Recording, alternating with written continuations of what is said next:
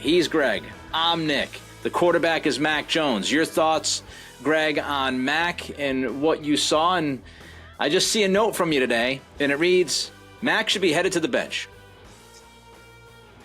Yeah, and I've kind of been there for, a couple weeks. I think, if you look at his overall play outside of the Bills' fourth quarter, he has not played good football for, I think it's 5 games now.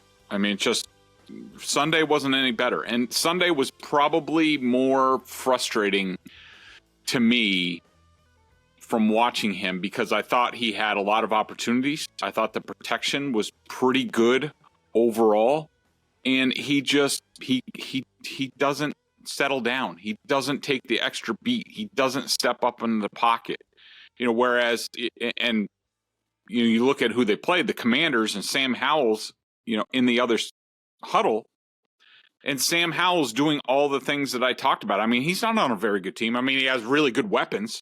I'm sure Mac had a lot of weapon envy in this game. And look, there are certainly big things wrong with the Patriots in terms of the personnel they're putting out there. I mean, trying to come back in the fourth quarter with Hunter, 2 tight ends, Juju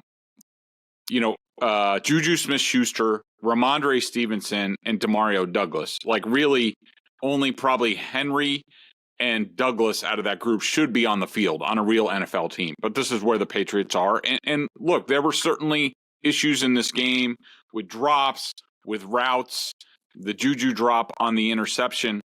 When I go through and I grade, like, I give Mac credit for all of those. Like, the throw to Juju that ended up being an interception, it's a plus play for me. It's not a minus play. But there were just I gave him 13 minus plays in this game. 8 were poor decisions in my mind. I mean, he's leaving plays on the field. He's leaving potential touchdowns off the field.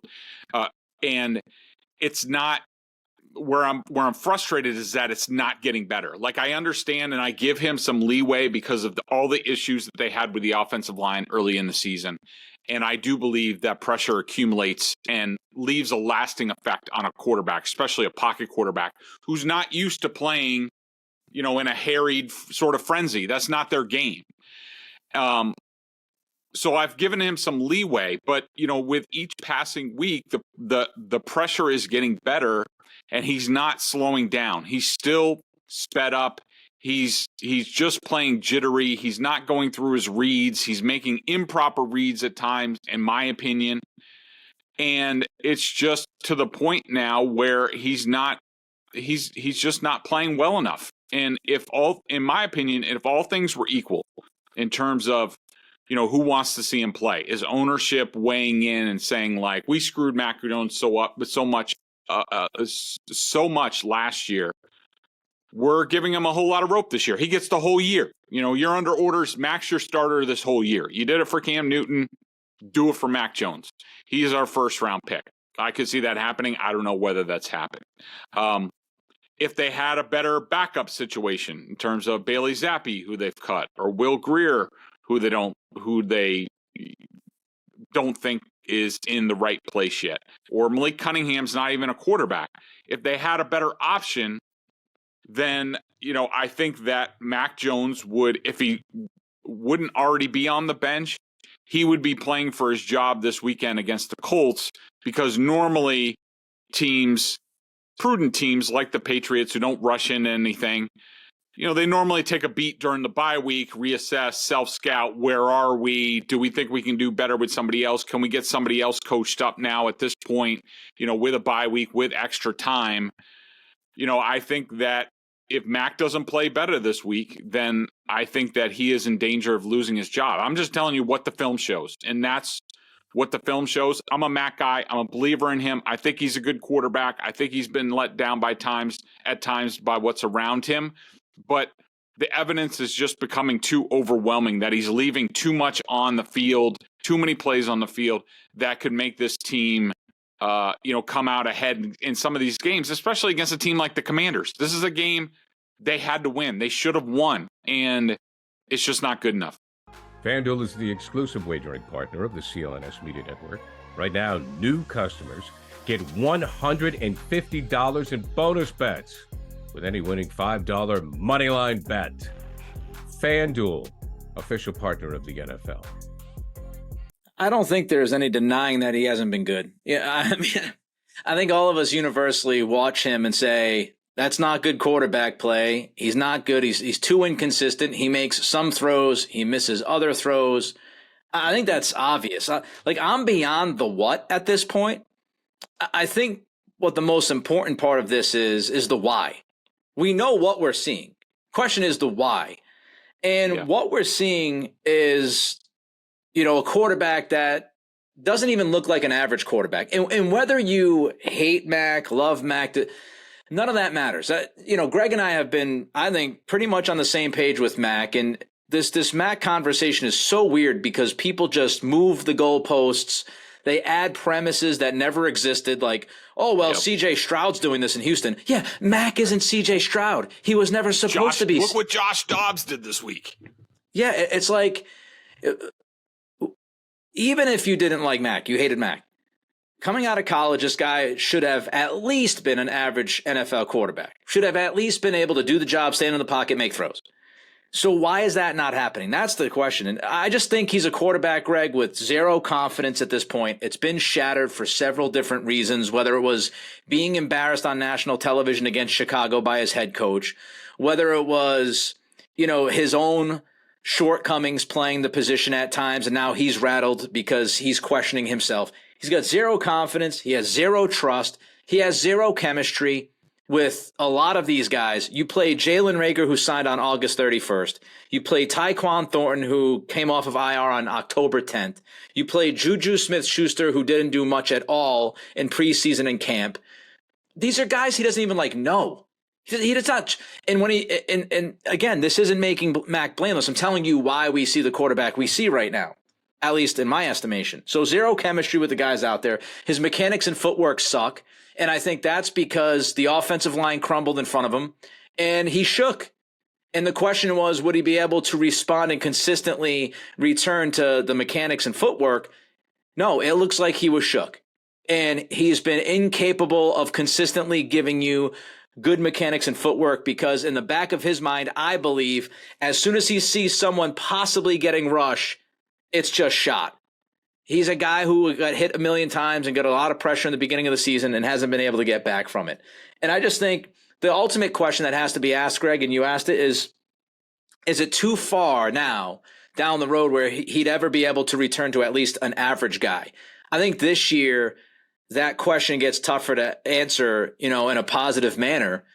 And I think it's going to be a lot to try to bring him back because I think he is far down the road of somebody who's just not sure of himself and not playing well.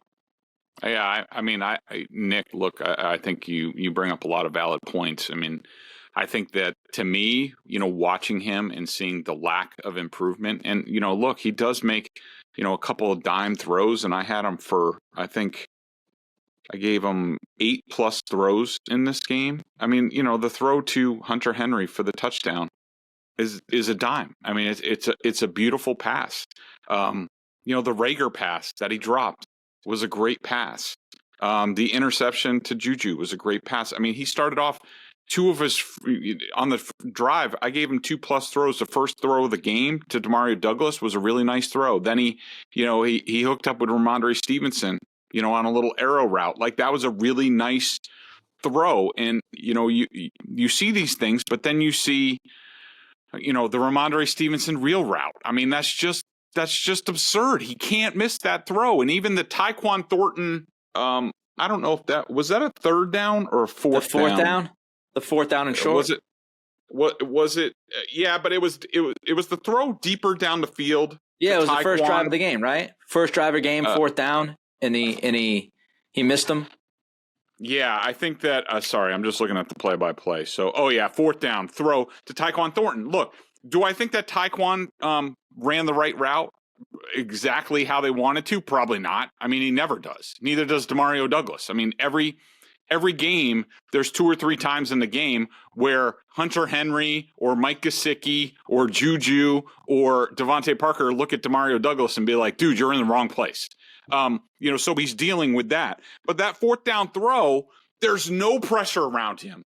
The pocket opens up, and Mac throws it before Tyquan Thornton gets out of his break, where if he just takes another hop and Tyquan gets that separation, you put it right on him, and it's a big play. That's a throw that's got to be made. There was another throw to Jalen Reagor that was similar on the right side of the field, where there's no pressure. Take the extra. Oh, no, it was a one-on-one throw where, it ended up 10 yards beyond Jalen Reagor. But it's one-on-one coverage. Just put it on him. Like, give him a chance to make a play, and he doesn't do it. And that stuff is just, it's frustrating because I know he can make those plays. But like you said, the cause and effect, what caused this? Can he get out of it? In my opinion, outside of a complete change in the off, I just think he needs a complete change of scenery. I think it's too far gone at this point. He needs a reset year. He probably needs to go someplace like San Francisco and be a backup and, get in position to where if somebody gets hurt, if it's Brock Purdy or whoever, somebody that you can somewhat compete with, but just settle down, get used to a new system, that sort of thing. But I just think at this point, it's too far gone. But as far as this season with the Patriots, Nick, I don't know how you feel about this, but when you think about making a change, and the easy thing is, people are just like, oh, Mac Jones sucks. He needs to sit. We need to do this. But okay, so what's the alternative and what's the end game? I mean, so you put Bailey Zappi in, okay, and say he does well. Say he plays better than Mac Jones. What does that mean for the future? Does it change your plans at quarterback anymore? It'll win you a couple of games. What good does that do? Same thing with Will Grier. Is he your quarterback of the future? No.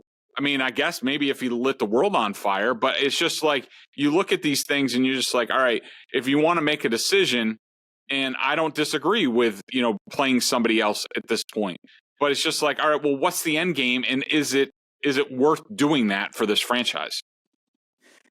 Couple things. I think, the Mac sucks stuff is just, to me, it's just disingenuous because we're not talking about talent. Like, here's the thing that is just the straw man's argument.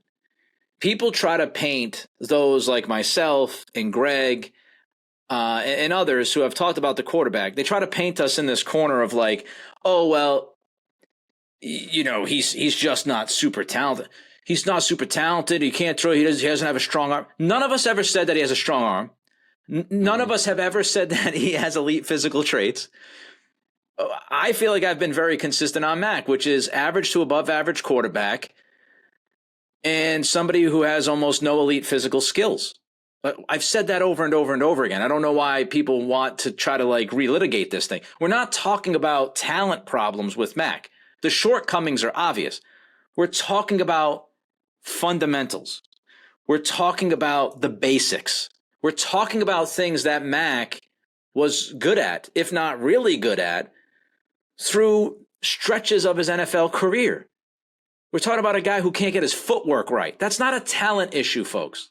There's a reason why all of a sudden you just break down. We didn't see this really at all in 2021. We didn't even see it much last year with there's just a jitteriness constantly. So it's not about, his talent level. I think all of us know who he is as a quarterback. And as far as where it goes in the future, I mean, look, I still stand by this. The most important thing that could happen for the Patriots, whether you want Mac here or not, and I'm looking at this and saying, there's no reason to hold on to him. He hasn't played well enough for you to say, oh, he's the quarterback of the future. I think you'd be delirious if you said that at this point. But still, even if you want to get rid of Mac, the best thing that could happen is that Mac turns this around. So I keep playing him. I don't have a better backup plan. Zappi and Grier aren't the guys. Cunningham's not a quarterback. I keep playing him. And if he flames out, he flames out. We swung and missed. He's fried. We'll ship him off for a 7th-round pick or a 6th-round pick in the offseason. But at least we know he's absolutely fried. If you play him and he somehow, some way, and again, I don't think this is likely, but this season is about 2024 now. The best possible thing that can happen for this football team for 2024 is that Mac figures some things out. Because even if he's not the answer for you in 2024, he's going to prove to the rest of the NFL that he could possibly be the answer for them in 2024, which ups his value, which means you might actually be able to get a 4th-round pick or a 3rd-round pick for the guy in the offseason. And if you don't land in the top 3, by the way, and you don't think one of these quarterbacks like Quinn Ewers or Penix or McCarthy or any of these other guys are the answer, if you don't believe that, then you're likely going to draft a quarterback in the middle rounds. Middle round quarterback isn't a guarantee, folks. I've been saying this on my podcast, The Nick Cattle Show. But like, there's no guarantee if you pick a guy in the 3rd round, 4th round. So, like, to me, Greg, and I don't want to be too long-winded, but like, to me, this is how I look at it. You play him for the rest of the year. You hope that he somehow builds back his value to be at least an asset for you. And then you look at where you're at the end of the year. If you have a top 5 pick, you 100% go after the generational quarterback. If you don't, then you draft a guy later on at quarterback. I wouldn't even be against bringing in a vet, and you keep Mac if you can't get much for him, and then you have a quarterback competition for 2024. Until you find the guy, you don't reach for the guy. That's how I would handle it.